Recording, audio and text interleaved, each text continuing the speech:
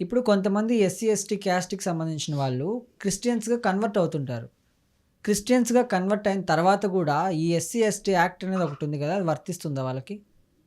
మీరు మాట్లాడేది రీసెంట్‌గా ఆంధ్రప్రదేశ్ హైకోర్ట్ ఇచ్చిన తీర్పు గురించే గదా! అవును. ఓకే. నేను దాని మీద క్లారిటీ ఇస్తా. సో, ఇక్కడ ఏమైందంటే బాపట్ల జిల్లాలో పిట్టలవారిపాలెం అనే ఒక ఊర్లో ఆనంద్ అనే పర్సన్, ఆయన సర్‌నేమ్ వచ్చేసి చింతాడ ఆనంద్. సో, చింతాడ ఆనంద్ అనే పర్సన్ ఒక పాస్టర్‌లాగా చర్చ్‌లో పనిచేస్తున్నాడు. అతను యాక్చువల్లీ ముందు ఎస్సీ, ఎస్టీ ఉండే. కానీ తర్వాత క్రిస్టియన్‌లా మారి అక్కడ చర్చ్‌కి పాస్టర్ అయ్యి అక్కడ వాళ్ళ ప్రేయర్స్ అవన్నీ చేయడం, ఆ చర్చ్ అనేది చూసుకోవడం అయినా చేస్తుండే. సో, అక్కడ ఏమైందంటే అతనికి రామరెడ్డి అనే ఒక పర్సన్‌కి ఒక గొడవ అనేది అయింది. సో, ఆ గొడవలో కూడా ఎట్లా అంటే ఈ చర్చ్‌కి సంబంధించిన కొన్ని లావాదేవీల్లో దేనికో గొడవ అయింది వాళ్ళిద్దరు బేసికల్లీ. గొడవ ఏమైంది? గొడవ అయినప్పుడు ఈ పర్సన్ ఊకోకుండా ఈ చింతాడ ఆనంద్ ఎళ్లి కంప్లెయింట్ పెట్టిండు. పోలీస్ స్టేషన్‌లో కంప్లెయింట్ పెట్టిండు. ఏమని పెట్టిండంటే SC, ST, SC, ST act ఏదైతే ఉందో అట్రాసిటీ కేసు అనేది ఈయన మీద పెట్టడం జరిగింది. సో, పెట్టినప్పుడు వీళ్ళు హైకోర్ట్‌కి వెళ్తే హైకోర్ట్ ఏం చెప్పిందంటే ఒక్కసారి ఎస్సీ, ఎస్టీ నుంచి నువ్వు క్రిస్టియన్‌కి మారినవు. అంటే ఒక్కసారి మతం మారిన తర్వాత నువ్వు క్రిస్టియన్‌వయితవు. కానీ ఎస్సీ, ఎస్టీ కావు. సో, నీకు ఇంకా గూడా ఎస్సీ, ఎస్టీ ఏదైతే ప్రావిజన్స్ ఉంటాయో ఆ యాక్ట్ అనేది నీకు అప్లై కాదు. అంటే నీకు ఎస్సీ, ఎస్టీ అనేది ఎందుకుంటది ఇంకా? నువ్వు క్రిస్టియన్‌లా మారినంక అనేసి వాళ్ళని మందలించి మరి నీకు ఎస్సీ, ఎస్టీ కేస్ అనేది వర్తించదు. మిగతా ఏవైతే అఫెన్సెస్ ఏవైతే ఉన్నాయో దాని మీద నువ్వు కేస్ పెట్టుకో. కానీ ఎస్సీ, ఎస్టీకి సంబంధించిన యాక్ట్ అయితే నీకు అప్లై కాదు. నువ్వు వేరే ఏదైనా కేస్ పెట్టాలనుకుంటే మాత్రం పెట్టుకో అని చెప్పేసి ఈ కేస్‌లో ఈ యాక్ట్ ఏదైతే ఉందో అది మాత్రం కొట్టేయడం జరిగింది. అండ్ అతన్ని ఈ రామిరెడ్డి అనే పర్సన్ మీద ఎట్లాంటి అఫెన్సెస్ లేకుండా చేశారు. సో, ఇప్పుడు యాస్ ఎ లాయర్‌గా దీని మీద మీ అభిప్రాయం ఏంటి? ఇది రైటా? రాంగా? 100% రైట్. ఇప్పుడు అతను ఆల్రెడీ ఎస్సీ, ఎస్టీ అని అనుకుంటాం. ఒక పర్సన్ ఎగ్జాంపుల్ తీసుకుందాం.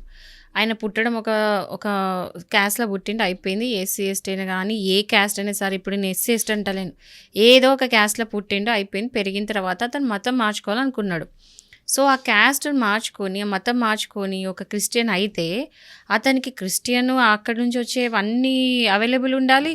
మళ్ళీ ఎస్టీ, ఎస్సీ యాక్ట్ ఇవన్నీ అవైలబుల్ ఉండాలంటే ఏందన్నట్టు? అంటే ఇది గావాలా? అది గావాలన్నట్టా? ఏదో ఒకటి ఎంచుకున్నది ఆయన్నే గదా! సో, ఆ ఎంచుకున్న తర్వాత ఒకసారి క్రిస్టియన్ అని చెప్పుకున్న తర్వాత మళ్ళీ ఎస్సీ, ఎస్టీ అని ఎందుకు క్లెయిమ్ జేసుకుంటాడు? అది కానిదే గానప్పుడు. ఇది వద్దనుకునే గదా ఇంకో దిక్కెళ్ళిండు. ఇది ఎస్సీ, ఎస్టీ వద్దనుకునే క్రిస్టియన్‌లా మారిండు. సో, మారిన తర్వాత మళ్ళా నీకేదో కష్టమొచ్చింది, నీకు ప్రాబ్లమ్ వచ్చిందని జెప్పేసి, ఇప్పుడు నాకు అవసరం అని జెప్పేసి నీ ఎస్సీ, ఎస్టీ యాక్ట్ ఎందుకు వాడుకుంటారు? తప్పు గదా!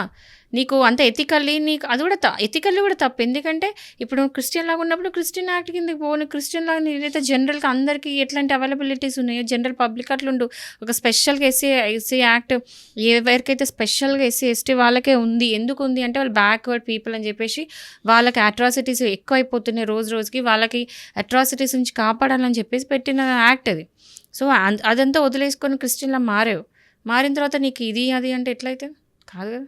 సో, ఇప్పుడు ఎస్సీ, ఎస్టీ వాళ్ళకి రిజర్వేషన్స్ ఉంటాయి. సో, వన్స్ వాళ్ళు క్రిస్టియన్‌గా మారిన తర్వాత ఈ రిజర్వేషన్స్ కూడా వర్తిస్తాయంటారా వాళ్ళకి? ఇప్పుడు రిజర్వేషన్స్ అనేది ఎస్సీ, ఎస్టీ వాళ్ళకి ఆల్రెడీ వాళ్ళు సర్టిఫికెట్లు ఏదైతే పెట్టుకున్నారో దాన్ని బట్టి వాళ్ళకి ఎంత ఉండదో అంతే ఉంటది. వాళ్ళకిచ్చే రిజర్వేషన్ ఎంత ఉంటదో అంత ఇస్తారు. ఇప్పుడు వాళ్ళు క్రిస్టియన్‌లాగా మారితే మాత్రం ఇప్పటికైతే రిజర్వేషన్ విషయంలో ఏం మార్పులు చేర్పులు జరగలేదు. ఇది ఫస్ట్ టైమ్ జరుగుతుంది కాబట్టి మనం ఈరోజు కూర్చొని మాట్లాడుతున్నాం యాక్చువల్లీ. సో, ఇది ఒక మంచి పరిణామం. ఎందుకంటే 2 క్యాస్ట్‌లు, 2 రిలిజియన్స్ ఎంజాయ్ చేయడం కరెక్ట్ కాదు. ఏదైనా ఒకటే చూజ్ చేసుకొని దాని ప్రకారం వెళ్ళడం బెటర్. ఏదైతే కన్‌ఫ్యూజన్ గూడా ఉండదు. ఓకే.